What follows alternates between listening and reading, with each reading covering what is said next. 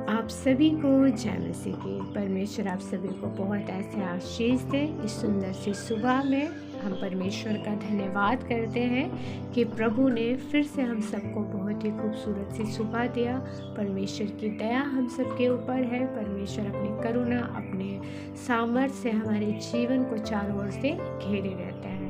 प्रभु का धन्यवाद करते हैं। आज इस सुबह के समय में परमेश्वर का वचन कहता है सपन्या 3 और उसके 14 वचन में, हे सियोन ऊंचे स्वर से गा, हे इज़राइल जय जयकार कर, हे यरूशलेम अपने संपूर्ण मन से आनंद कर और प्रसन्न हो। यहाँ इसके 15 आयत में लिखा है, यहोवा ने तेरा दंड दूर कर दिया और तेरा शत्रु भी दूर किया गया है। इज़राइल का राजा यहोवा तेरे बीच में है, इसलिए तू फिर विपत्ति ना भोगेगी। हम परमेश्वर पिता का धन्यवाद करते हैं इस सुंदर से पवित्र वचन के लिए। यहाँ पे परमेश्वर का वचन कहता है कि हे सियोन, हे परमेश्वर के लोगों। आज परमेश्वर का वचन हमसे कहता है कि हे परमेश्वर के लोगों, तुम सब अपने आवाज़ को खोलो, ऊंचे स्वर से गाओ और अपने परमेश्वर यहोवा के कारण मगन और आनंदित हो। क्यों? क्योंकि परमेश्वर पराक्रमी है, सामर्थी है, दयावान है, हम पर अनुग्रह करता है, हमें अपने वचनों में आगे बढ़ाता है, हमारे दुखों पर मरहम पट्टी बांधता है और हमारे दुखों को आनंद में बदल देता है। यहाँ प्रभु का वचन कहता है क्योंकि परमेश्वर कौन है? वो यहोवा है और वो राजा है, वो इज़राइल का राजा है। आज परमेश्वर हम सबके जीवन को लेकर के कहता है कि मैं तुम्हारे जीवन का राजा हूँ। और हम सब देखते हैं, अगर एक देश का राजा अगर अच्छा होता है तो उसकी जो प्रजा है वो सुख भोगती है, उन्हें सब तरीके की विपत्ति से छुड़ा करके वो राजा सुरक्षित रखता है। क्यों? क्योंकि उसके पास बहुत सारी सेना होती है, अच्छे प्रबंधक होते हैं और बाहरी आक्रमण से वो देश बचा रहता है। और जो आंतरिक चीज़ें होता है, जो देश के अंदर की चीज़ें हैं, उसमें जैसे अकाल है, बहुत सारी महामारी, बीमारी, बहुत सारी चीज़ें ऐसी आती है, लेकिन वो राजा क्या है? कंट्रोल करता है इन सब चीज़ों को। तो क्यों? क्योंकि राजा अच्छा है, इसीलिए वो अपनी प्रजा का ध्यान रखता है।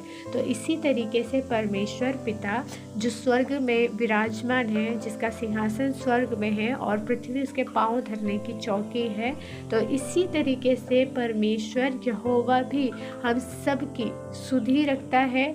वो हम पर तरस खाता है, वो हमें भूला नहीं है, वो हमें स्मरण रखता है।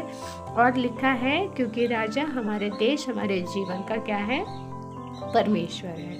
और जब परमेश्वर हमारे साथ है तो हमें किसी बात की कोई चिंता नहीं करनी चाहिए, क्योंकि वचन में भी जैसे कि हम देखते हैं कि जो विश्वास रखते हैं वो चिंता नहीं करते हैं। तो इसीलिए आप परमेश्वर के कारण आनंदित हो और मगन हो, क्योंकि परमेश्वर भी हम सब के विषय में आनंद करता है स्वर्गदूतों के आगे। तो हमें भी हमारे जीवन में बहुत ही आनंद करना चाहिए, क्योंकि हमारे बीच में परमेश्वर है। एक पल को एक देश का राजा चूक सकता है अपनी पब्लिक की रक्षा करने में, लेकिन परमेश्वर कभी चूकता नहीं है। परमेश्वर कभी ऊँघता नहीं, कभी सोता नहीं है। वो हमारी रक्षा सुरक्षा आप ही करता है। और परमेश्वर का वचन भी आगे कहता है, जैसे हम नए नियम पढ़ते हैं उसमें पौलुस कहता है कि प्रभु में सदा आनंदित रहो। आनंद क्या है? कि आप अपने दुख में तो है, लेकिन आपको उस दुख की कोई चिंता नहीं, आप खुश हैं, आप अपने अंदर से खुशी सा महसूस करते हैं। क्यों?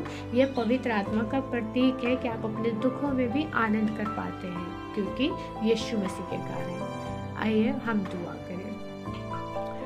जीवन को बनाने वाले परमेश्वर, हम आपका धन्यवाद करते हैं प्रभु यीशु मसीह, आज के इस खूबसूरत सी सुबह के लिए। परमेश्वर पिता जो आपने बनाया और हम सभी को दिया प्यारे प्रभु, हम इसके लिए आपका धन्यवाद करते हैं। पवित्र परमेश्वर प्रभु जी, आप दयावान हैं प्यारे परमेश्वर पिता। और प्रभु आपने अपने लोगों से कहा कि हे सियोन ऊंचे स्वर से गा और हे इज़राइल जय जयकार कर, क्योंकि परमेश्वर पिता हम सभी का आनंद का कारण ठहरा है। प्यारे प्रभु जी, हम आपका धन्यवाद करते हैं पिता परमेश्वर इस सुबह के समय में प्यारे परमेश्वर हम सभी को अपने आनंद, अपनी शांति दे करके ब्लेस कर पिता परमेश्वर। और प्रभु जी जितने भी भाई बहन इस प्रार्थना को सुन रहे हैं प्यारे प्रभु यीशु मसीह पिता, इन सभी के ऊपर तू दया दृष्टि कर पिता परमेश्वर, और इन सब के दुखों को तू आनंद में बदल प्यारे प्रभु यीशु मसीह, क्योंकि तेरा वचन कहता है कि मैं तेरे दुखों को आनंद में बदल दूंगा।